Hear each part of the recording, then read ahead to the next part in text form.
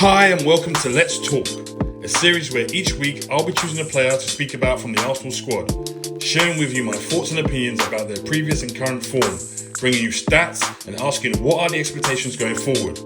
So stay tuned and let's talk. What's good, people? You're here with me, Jules, and I'm representing the Arsenal bloodline, and welcome back to another episode of Let's Talk. But before we get into all that good stuff, you know how it goes, people. You know by now. You know the drill. Like the video, subscribe if you're new or you haven't already. Remember, guys, there's other episodes in the series. The latest one out is Mikel Merino. So go and peep those videos, yeah?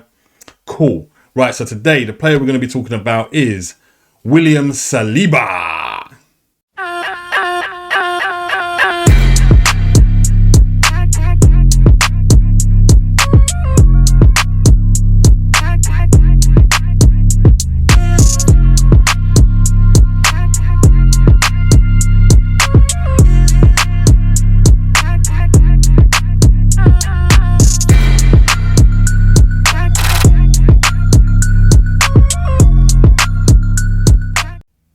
Now, guys, we all loved William Saliba, that slick, technical, physical, aggressive defender.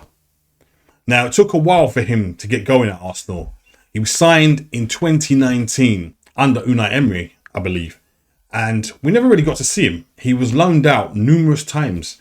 I think the initial deal was to loan him back to his club, St Etienne, for that first year. Don't know why, but that's what the deal I think was.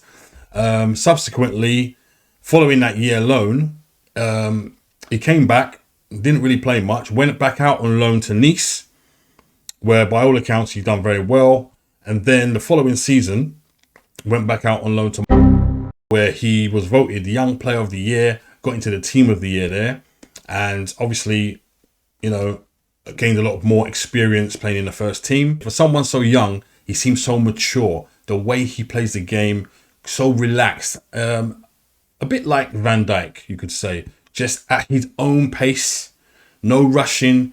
At times he puts you on edge because you think, all right, you're being a bit too relaxed. You know what I mean? But I feel like that is his style and that's how he likes to play. And he's very techy. And apparently the reason why he's very confident and comfortable on the ball is because when he was young, he used to play up front, as most, I think, defenders do or did. They used to play up front in some capacity, realised that it's not as easy as they thought it was and weren't good enough and got moved back and gradually end up at centre-backs or full-backs. But yeah, so that's why he's got that relaxed kind of playing style, you know, likes to take a risk, a bit of a gamble every now and then, which most, to be fair, it pays off. It pays off. He doesn't really get caught out. It's very rare that he gets caught out or makes a mistake where, you know, he's been trying to be clever. But the fact that he's got that ability and that comfortableness on the ball, and it seems like he's playing the game in slow motion. You know, he wrong foots so many forwards by dropping the shoulder. He drops the shoulder a lot. He can do quick turns. He's, like I said, 2 good feet, and his passing ability is very good as well. You know, and I love when he marauds forward on that run. He marauds forward, but he always gets to a point where it looks like he goes, all right, I'm lost, guys. What do I do? But yeah, big him up for that. But let's talk about the partnership with him and Gabriel. I mean, from day one, it just sparked. They connected very well, you know, bailing each other out when they had to, but just the absolute connection, the closeness they have as well. They're never too far away from each other, and I think that's the key. That's the key to 2 good centre-backs, to a good centre-back partnership. They should always be in close proximity together, not stretched by any means. And in this league, which is a tough league, the Premier League, they deal with everything that's thrown at them. I will say this though, the one player that has given them the most problems is probably Alexander Isak, because he's willing to run in and make those runs in behind, and defenders hate that. But apart from him, they've dealt with the likes of Haaland, you know, Salah. It's you know, season in, season out. But the partnership that they've struck up, immense, because again, if it's just cover each other so well, and the link up play they have with the midfield and the fullbacks, excellent stuff. Saliba's pretty quick as well. So any last minute things that go in behind, he's there like a flash. He's also, his tackling ability as well, his timing is very, very good, top notch. He's very good in the air. Probably not as good as Gabriel, because Gabriel is very combative, so he loves that physicalness, you know. But he wins his duels. But his reading of the game is what's exceptionally good. It's getting in there first, nicking the ball off the defender's toes, striker's toes, sorry. Yeah, and it's brilliant news that Saliba has signed an extension to his contract, keeping him at the club until 2030. So we get to see another 5 years of the dynamic duo at the back, following Gabriel's signing of his extension as well. So that's great. So that means we've just got 2 solid centre-backs with other centre-backs to come in if need be in Mosquera. Don't forget, we still have the likes of Jurrien Timber, Ben White, who are essentially centre-backs. Calafiori, essentially a centre-back. It's crazy that we've got so many defenders who we use as full-backs, but are essentially centre-backs.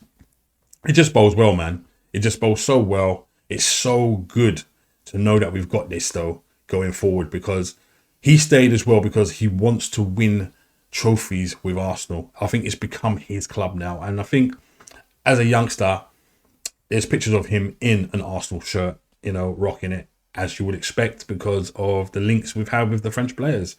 You know, one Thierry Henry, Robert Perez, you know, Viltor, Petit, Vieira, you know, to name a few. So we're in good stead, man. Carrying on that French contingent is great. But going forward, I mean, what more? He's 24 years old now. We got him when he was 18. We didn't see him for like 2-3 seasons. And he's just matured into this super duper centre-back. Now, for me, I don't know. I guess the world-class tab, I don't know what can we call him world-class? Because for me, we've got world-class centre-backs now. They're world-class level. They're international players, but they play at a world-class level against world-class opposition. And they handle them week in, week out. So for me, I say he is world-class. And we've got a lot of world-class players, I think, in our squad now. And that is exciting. And all we need to do now, guys, all we need to do now is just bring home those trophies. And you know what I mean? So going into this particular season and going forward, it's just exciting. The world is our oyster. You know what I mean? We can do anything as long as we keep these guys fit. Because we did have that season, I think Saliba's first season, where he got injured towards the end of the season, and at that time the squad depth wasn't great. Yeah, so it did affect the team badly, and he was badly missed. But we've got the depth now, like I said, to cover all that. But it's still great to know that we're going to have these services for the next 5 years going forward. So that's just great. It's great news to hear.